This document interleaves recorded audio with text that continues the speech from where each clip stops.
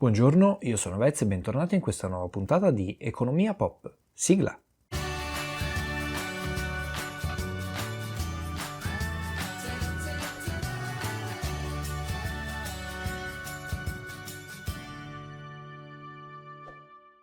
Lo so, questo video potrebbe sembrare in ritardo, di fatto lo è, però è sempre utile, quindi tanto vale registrarlo. Anche perché quando si parla di tasse siamo un po' tutti sulla stessa barca. Qualche mese fa nel dibattito pubblico, come sempre, è tornato l'argomento aumentiamo o no l'IVA? Il governo, o in generale la maggioranza, diceva assolutamente no, non l'aumenteremo, l'opposizione diceva vedrete che l'aumenterete perché non avete le coperture, di fatto si sono trovate le coperture. Vediamo però perché periodicamente viene fuori questo argomento dell'IVA. Ora vi stupirò, se aumenta l'IVA non è direttamente colpa di un governo, ma è ciò che prevede la nostra Costituzione. Andiamo a vedere perché. Nell'aprile del 2012 abbiamo avuto la fantastica idea di modificare la Costituzione, in particolare l'articolo 81. Per chi non lo sapesse, la Costituzione è la massima fonte del diritto italiano, il che significa che, ad esempio, se una legge va contro la Costituzione vince sempre su qualsiasi altra cosa, qualsiasi regolamento o legge regionale, qualsiasi cosa perde contro la Costituzione. Quel che dice la Costituzione è la cosa più importante. Questo significa che per approvare qualcosa di contrario alla Costituzione, prima si deve cambiare la Costituzione e poi dopo si può fare la legge eventualmente. Per cambiare la Costituzione però c'è tutto un iter lunghissimo, più lungo di come si approva una legge, il video qui in alto a destra, magari ci farò un altro video. Quindi dicevo che l'articolo 81 della Costituzione è stato cambiato e adesso prevede che lo Stato debba tentare di raggiungere il pareggio di bilancio. Ecco, questo tanto decantato pareggio di bilancio vuol dire che le uscite devono essere uguali alle entrate. Tranquilli che il pareggio di bilancio è un obiettivo di medio-lungo termine, quindi non si stravolge tutto già da ora. È un obiettivo da perseguire. Prendere questa certa direzione, che secondo me è molto intelligente, è solo uno degli aspetti dell'articolo 81. Il terzo comma infatti dice che qualsiasi legge che diminuisca le tasse oppure che aumenti le spese deve essere coperta con dei fondi. Il che significa che se una legge prevede di spendere un po' di soldi oppure di prendere meno soldi dalle tasche dei cittadini, i fondi per coprire questa cosa vanno trovati prima di approvare quella legge. Quindi se io con una legge voglio dare 100 euro alla scuola, devo prima trovarli questi 100 euro, quindi devo fare una tassa, ad esempio, sui grissini senza glutine, che mi porti 100 euro da trasferire alla scuola. Quello che dice la Costituzione quindi è vincolante, ma come viene applicato nella realtà? Spesso purtroppo succede che le leggi prevedono una certa spesa, ma non identificano una fonte da dove prendere questi soldi, soprattutto se esistono delle esenzioni a riguardo. Facciamo l'esempio di prima, però un po' misto.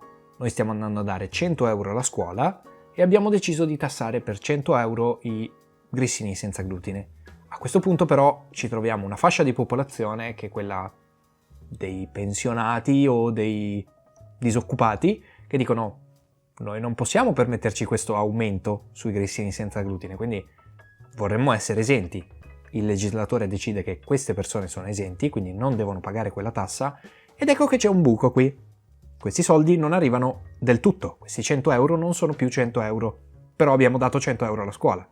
Quindi, in casi come questi, quindi quando non si trova una copertura, scattano quelle che si chiamano clausole di salvaguardia, quindi ora vediamo che cosa sono e da dove effettivamente si prendono questi fondi. Si tratta semplicemente di trovare in maniera tempestiva i fondi per finanziare le cose che abbiamo fatto e questo avviene tramite l'aumento di aliquote di tasse già esistenti.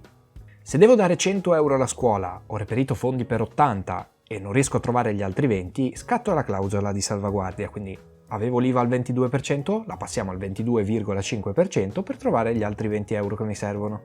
E questo, ascoltate bene, è assolutamente inevitabile quando non si trovano fondi per fare una manovra.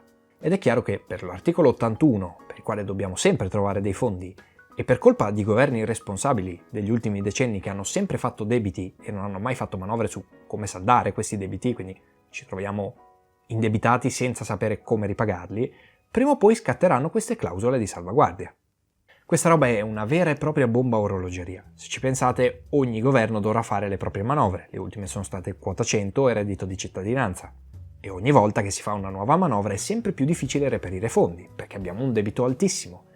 Quindi prima o poi le clausole di salvaguardia scatteranno, l'IVA aumenterà se andiamo sempre in questa direzione, bisogna ripagare i propri debiti. Attenzione però a non considerare tutte le manovre come sbagliate. Ci sono alcune manovre che ci portano dei benefici, sono veri e propri investimenti, altre manovre invece ci costano e basta. Quindi le manovre che ci costano e basta non dovremmo più farle a questo punto se non vogliamo andare molto vicini al baratro.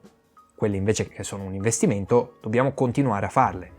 I pochi fondi che riusciamo a racimolare di volta in volta, bisogna che li spendiamo in quella direzione. Di fatto, anche se questa scelta è molto impopolare, il governo che alzerà le tasse o diminuirà le spese non sarà ben visto, però starà prendendo una certa direzione, starà facendo una scelta coraggiosa per il paese. Non prendetevela con quel governo perché sarà costretto a fare queste cose dai governi precedenti che hanno fatto tutt'altro, cose che non dovevano fare, cose che vanno nella direzione sbagliata, e paradossalmente non sono loro a pagarne le conseguenze. Purtroppo spesso governi populisti che spendono soldi non sono poi quelli che dovranno andare a ritrovare questi soldi. E penso che in questo momento politico sia esattamente questo il problema. Persone che propongono soluzioni facili a problemi complessi stanno andando nella direzione sbagliata, ma sono votati da un sacco di cittadini perché propongono soluzioni immediate che sul lungo periodo non funzionano e che ci portano sempre più vicini al collasso. Ok, mi sono sempre ripromesso di non portare sul politico l'argomento, però continuamente lo faccio, scusate. Il video finisce qui, se vi è piaciuto vi invito a mettere like, commentare, condividere, iscrivervi e attivare la campanellina e come sempre tra poco appariranno dei riquadri con altri miei bellissimi video, quindi andate a guardarli.